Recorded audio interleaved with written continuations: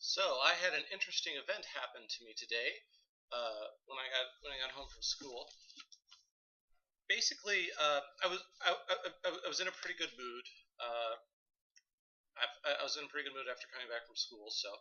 Uh, and then as soon as I got home, I had one piece of mail, and it was a piece of junk mail, which I usually don't pay attention to. But in this case, I don't know. It was kind of special.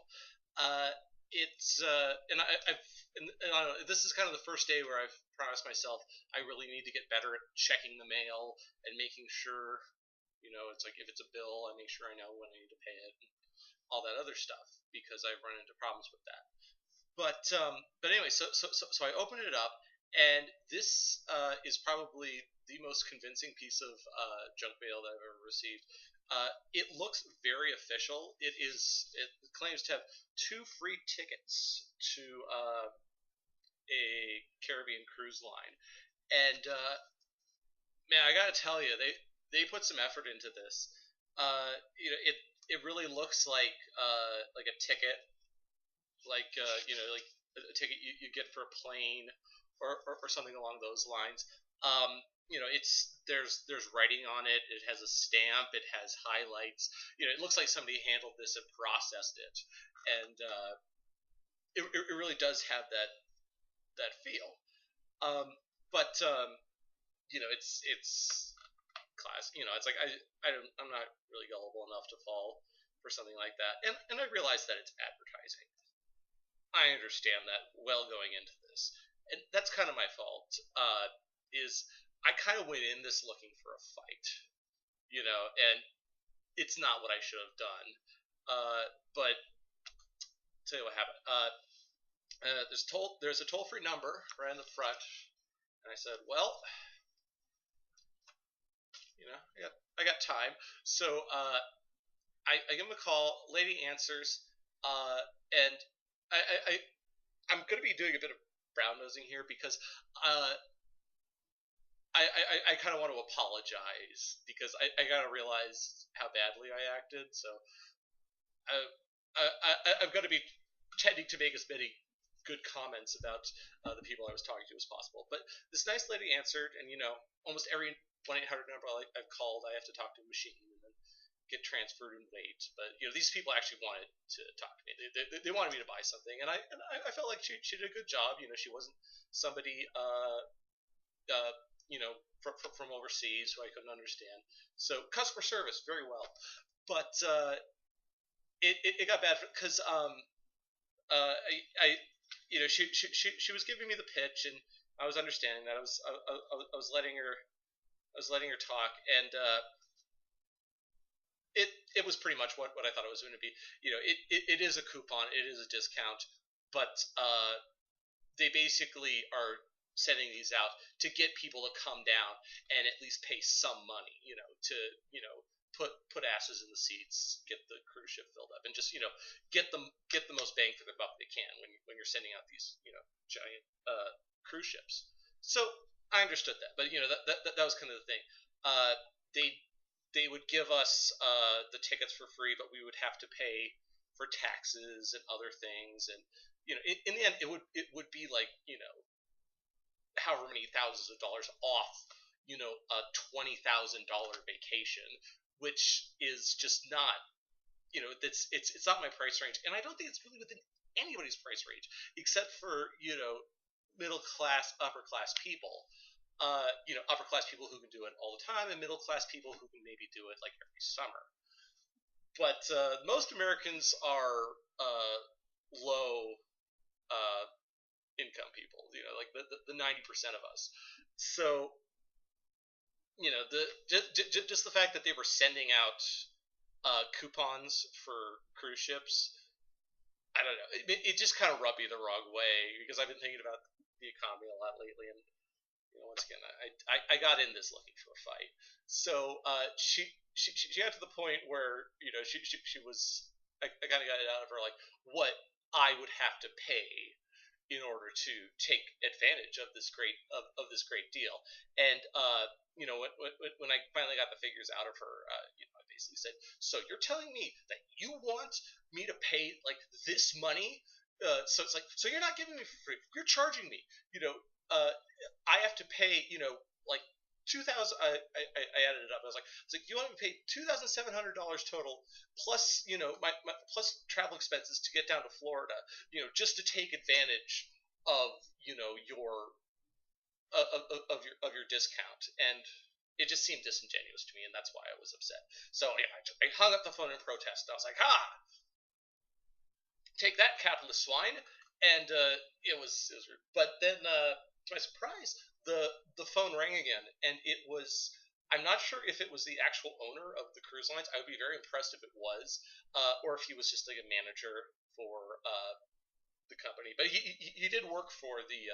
I mean, this was the actual cruise line that I was talking to. It wasn't just some like call center. So I mean, that was really impressed me. Like during the call and after, I realized I'm not against businesses, and it seems like this business was run very personally and very responsibly, and I like that. But it was still kind of attempting to get money from people who really can't afford to go on a cruise ship, which was really the thing that was mainly pissing me off. But I talked to the guy. I believe his name was Richard, and he sounded like a pretty young guy, maybe in his like 30s, early 40s, and and it and he seemed like a pleasant guy. He seemed very smart. I could tell right away. He just kind of because I started talking about that I thought that advertising is disingenuous, that it's trying to manipulate people into buying something. And he says, well, consumers have a choice, whether or not to buy stuff or not. And I said, well, yeah, but you have to realize that by that you have the ability and you have the inclination to change people's minds so you can profit from it. Like I was kind of going on sort of a philosophical thing, which he just wasn't buying. And I think that's really what I was most ashamed of during this whole experience, was that I completely turned this guy off. Actually, bit of a glare there. Eddie, sorry about that. But I kind of just gave this guy the worst possible impression of me. I gave off the appearance of like a complete liberal communist douchebag. I mean, like, if that wasn't his opinion of liberal progressive people before, it is now. I've confirmed all of his worst suspicions. So that was pretty bad. This guy who, in retrospect, I kind of respect, but I've completely gone stereotypical, and it's embarrassing, really. So yeah, I continued talking to the guy, and he was starting to get pissed off at me. So he was going on the attack, and he's like, you don't have the right to judge me. It's like, I have a business, I can. It's like, I can run my business how I want to. You don't have the right to. You don't have the right to criticize me or tell me what to do. And it's like, what do you do for a living? And I realized at that point, I'm like, oh my god, I'm gonna have to answer this. It's gonna sound really bad. I'm like, so I had to respond. I am an unemployed college student, and he was just, once again, it's just confirmation of like every negative stereotype. So he's like, so do you get assistance from the government? And it's like, once again, I was like, yes, I have a federal student loan. And he's like, well, you're extorting the government. You're like taking advantage of working people. You're a leech on society. Ayn Rand was right about you, you bastard. So he didn't say that, but he basically said, yeah, he said, you're a loser, basically. You're just an unemployed loser, and you like harping on other people. And I kind of laughed at that, because like I realized I was walking straight into the stereotype. So I kind of had to give him it. I'm like, yeah, Yeah, it's probably appropriate. But uh, like if I believe if I had the time to talk to this guy face to face, I explain, yes, I'm in a bad situation, but I'm not blaming it on big businesses. I'm not blaming it on conservatives or things like that.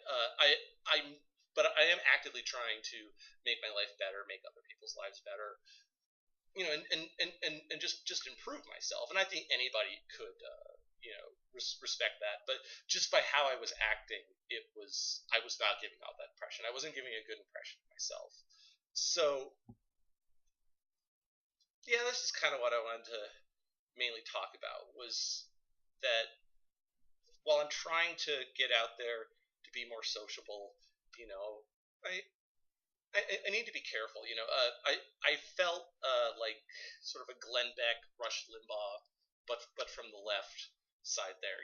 I thought I was maybe a little bit more polite with those guys because at the end of the conversation, I was kind of like, well, I realized that you're probably very busy, and I enjoyed talking with you, but I'm sorry if I interrupted your day or insulted you in some way. So I really tried to take back what I said at the end, but they just hung up on me, and I don't blame them.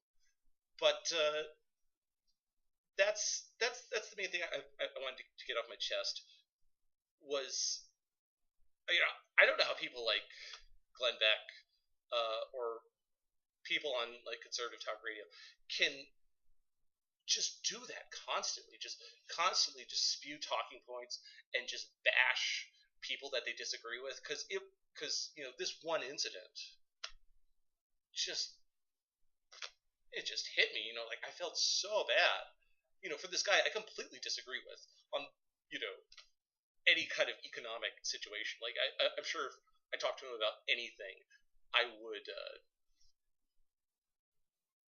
Sorry, my wife is on screen. Uh, but uh, but anyway, you lost. Maybe I lost my train of thought. Anyway, I'm sure if I talked to this guy, we could just debate endlessly, like just never see eye to eye. But and I would enjoy that because I like debating and discussing things with people. But I did not take the high road on this situation, and I just need to remember that in the future. So anyway, you know, if you get this in the coupon, I mean, if you get this coupon in the mail, uh, if you really want to go on a cruise ship, it's your money. You can go if you want. If you need to take you don't have a lot of money, take a vacation when you can afford one. Uh, just do what suits you, but you don't have to take a cruise ship out, and pretend to be a rich person for 7 days, and then go back to your crappy life. You should put your efforts into actually, make your life easier on yourself, and not just try to live up to the standards of the upper class. So don't want to get in a liberal tangent. So I've been talking for a while. See you later.